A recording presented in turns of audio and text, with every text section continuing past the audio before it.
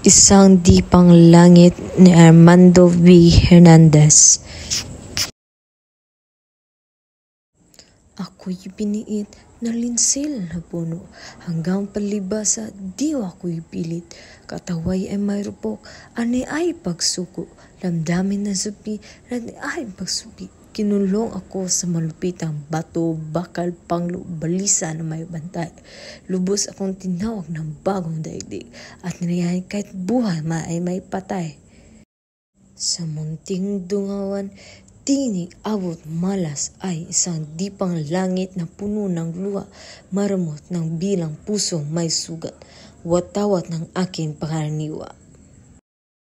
Sa talim ng kidlat, ang mata ng tunog, sa pintong may susi, walang kapalit, sigaw ng balanggo sa tabing manggo.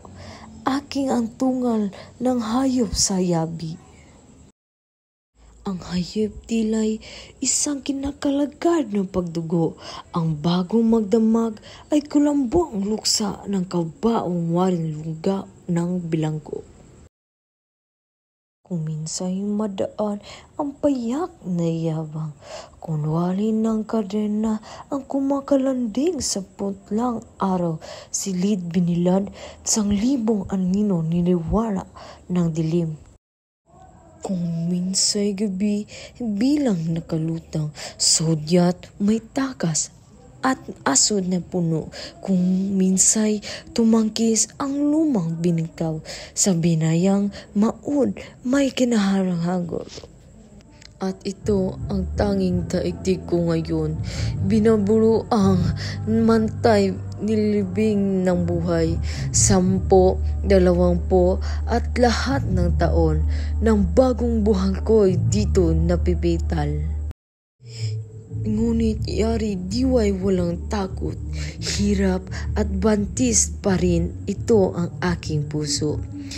Pintay bahagi pa rin ng kakamalis, malapit ang tanda ng di pangsulo. Ang tao, bantala ay di nakatulong at di habang araw ang api ay api, tamang pinili ay may pagtutos. Habang may pastila, may bayang gaganti. At bukas diyan din ang aking natatanaw sa sandipang langit na wala ng luha, sisikat ganito ang araw ng tagumpay.